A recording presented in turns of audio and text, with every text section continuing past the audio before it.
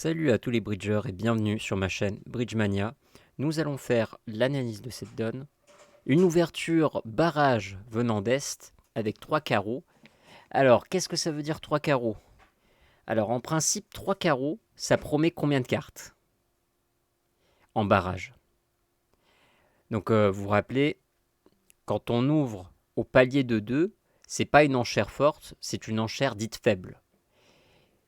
Quand on dit 2 piques ou 2 cœurs, ça veut dire une enchère faible de 6 cartes, exactement 6 cartes. Et quand on fait 3 carreaux, 3 trèfles, 3 cœurs, 3 piques, c'est une enchère de barrage contenant 7 cartes dans la couleur nommée. Alors pourquoi on s'amuse en fait à brûler des paliers? C'est très simple. Quand on fait une enchère de barrage, ça signifie quoi? Le barrage, c'est fait pour gêner les adversaires, en l'occurrence nord-sud, moi étant sud. Cette enchère de 3 carreaux est donc censée nous gêner au maximum. Pourquoi? Parce qu'il se peut très bien que nord-sud possède une valeur de manche et que l'enchère de 3 carreaux va barrer la route à cette manche. Ici, 3 carreaux, ça promet 7 cartes, mais en principe, ça doit promettre aussi autre chose. Ça doit promettre 2 des gros honneurs. Et il y en a 3. L'As, le Roi, la Dame. Est-ce que vous voyez une anomalie? Oui, on en envoie une. On envoie une. Là, ici, c'est quoi? Nous possédons nous-mêmes l'As et la Dame de carreau. Effectivement, celui qui a ouvert de 3 carreaux, alors c'est possible, parce que là, ici, la vulnérabilité, on joue sur la vulnérabilité. Nord-Sud sont vulnérables et Est-Ouest sont non vulnérables. Alors pourquoi il y a cette notion de vulnérabilité? La notion de vulnérabilité permet d'ouvrir avec des barrages plus faibles. Donc par exemple, si j'ai, je sais pas moi, Dame, 10, 9, 8 et 6 cartes à pique, commandées par la Dame puis le 10, on pourrait tenter d'ouvrir par exemple de 2 piques, parce que la vulnérabilité peut-être serait favorable. Alors pourquoi on prend plus de risques? Parce que la chute, elle sera moindre. Parce que comme celui qui ouvre le barrage, il est non vulnérable, quand on va contrer pour le punir, ça sera juste 100 de chute si chute d'une, par exemple. La chute sera beaucoup moins lourde que s'il était vulnérable. Donc effectivement, 3 carreaux, là, il ne promet bien évidemment pas les 2 gros honneurs, mais il doit avoir quelque chose comme roi, valet, c'est sûr et certain, roi, valet, quelque chose. En tout cas, il doit avoir un roi, ça c'est sûr. Alors maintenant, faisons le listing de toutes les options qu'on pourrait avoir. Là, ici, on pourrait se dire, c'est intéressant peut-être de contrer. Pourquoi? On a envie de contrer punitif. Parce que le gars, il a cette carte à carreau et il n'a pas, il tient pas vraiment la couleur carreau. On tient, c'est sûr et certain, la couleur carreau 2 fois. Donc là, ici, on voit 2 fois, 2 levées à carreau, une levée avec pique, une levée avec cœur, et avec un peu de chance, peut-être, avec notre partenaire, il peut faire une levée supplémentaire. Par exemple, il peut avoir un roi de pique, ou il peut avoir un roi de cœur. Et donc, dans ce cas-là, on arriverait à faire chuter le contrat. Donc, le compte, ça serait, contrer ce contrat, ça serait une option envisageable. Mais, faites attention, si vous contrez ici, le contre ne signifie pas du tout qu'il est punitif. Ça signifie un contre d'appel à ce stade-là. D'accord? Donc, ne contrez pas ça. Pourquoi? Parce que c'est un contre d'appel. On appelle sur les autres couleurs. En principe, il faut comprendre que c'est un contre d'appel. On peut avoir une main forte aussi. On peut avoir une main forte pour pouvoir contrer. Mais contre, par défaut, ça veut dire j'appelle sur les autres couleurs. Donc ça veut dire cœur, pique et les trèfles. Et là, vous voyez, à trèfle, on en a combien? On en a 0. On n'a certainement pas envie que notre partenaire il intervienne à trèfle. Ça serait très mauvais comme contrat.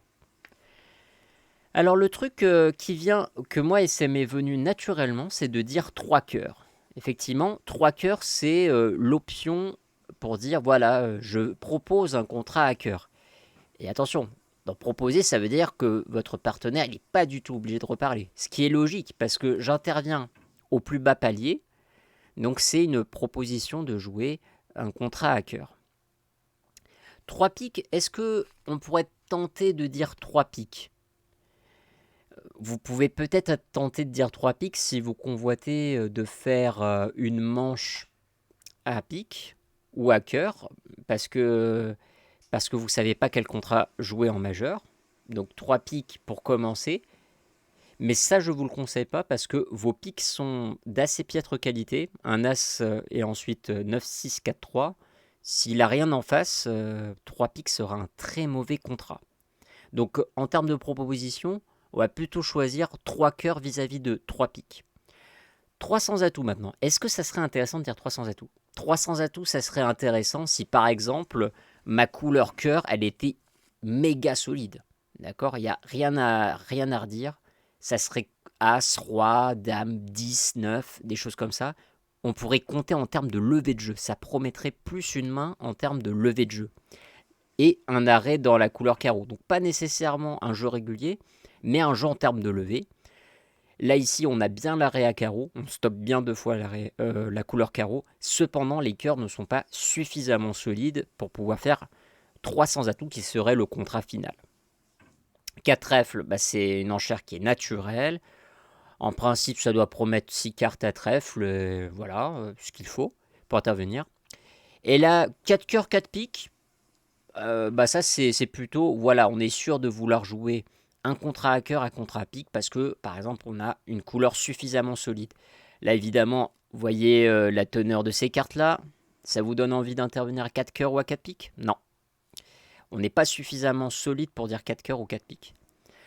Alors, certains peut-être parmi vous ont vu que j'ai sauté l'enchère à carreau, donc c'est pas un hasard, 4 carreaux ici ça signifie le bicolore 5-5 en majeur. C'est-à-dire que vous êtes assuré de jouer une manche à 4 cœurs ou à 4 piques, et c'est votre partenaire qui va choisir sa préférence, si c'est à cœur, plutôt à cœur ou plutôt à pique.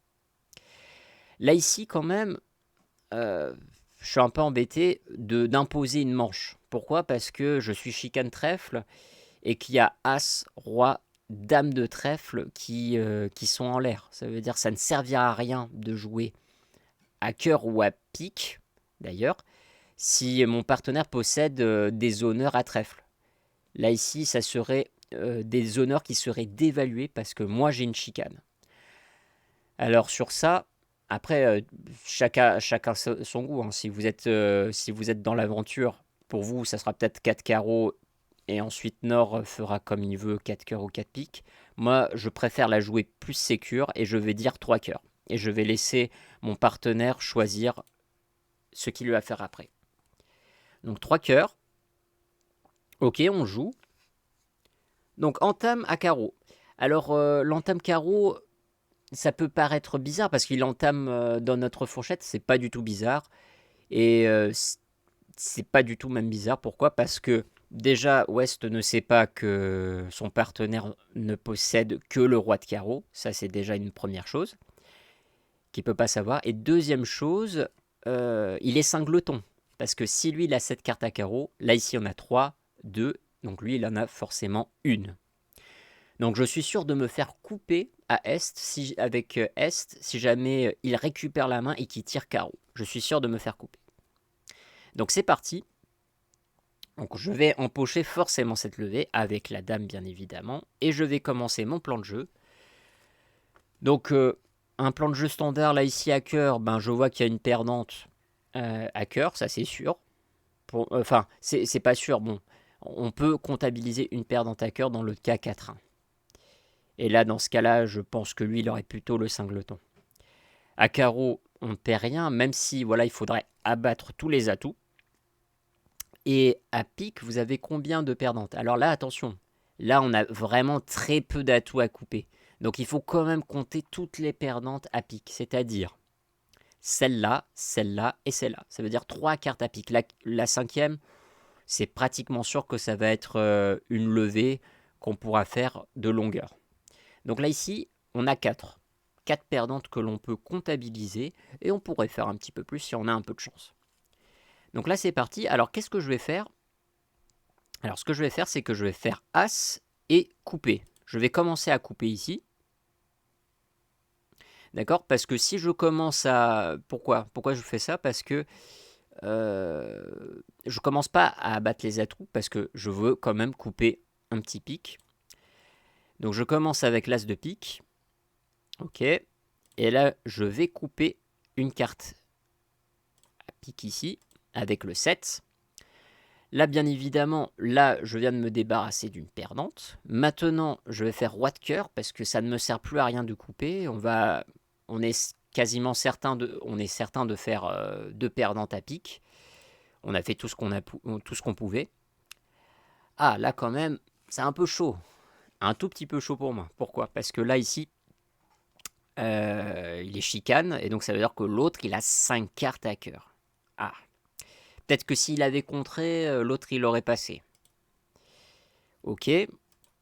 Donc, c'est pas quelque chose qui fait plaisir, mais on va faire avec. Là, ici, on va... Une chose très importante, là, il faut vraiment laisser les adversaires jouer pour les pousser à la faute. Là, ici, je coupe.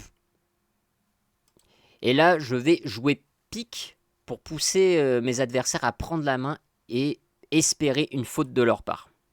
Ok, roi de pique. Là, je suis sûr que je ne vais pas me faire couper à carreau, ça c'est sûr. On va voir ce qu'il va jouer. Cœur, ok. Bah, moi, je vais tirer par exemple l'as de cœur ici. Je continue, je les harcèle. Ok? Je les harcèle. Donc là, ici, il reste encore 3 cartes à cœur. Donc je continue avec pique. Alors, le scénario qui va se passer, c'est que l'autre, il va récupérer. On va voir ce qu'il va jouer. Alors, il joue pas...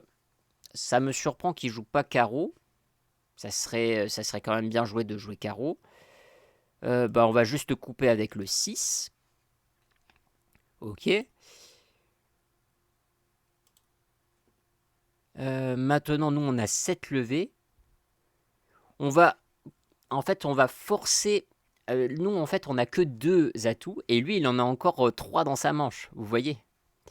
Donc, il a plus d'atouts que nous. Et quelque part, il a un avantage. Donc, ce qu'on va faire ici, c'est jouer les cartes qui sont maîtresses. Alors, ça peut paraître bizarre, mais on va forcer, en fait, West à avoir le même nombre d'atouts que nous.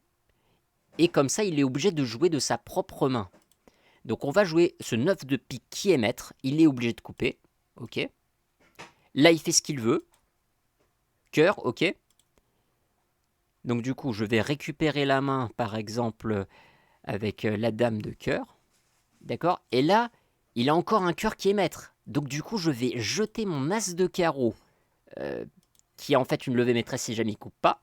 Vous voyez, là, il décide de ne pas couper. Et il va faire la dernière levée. Et on arrive avec un score de 140.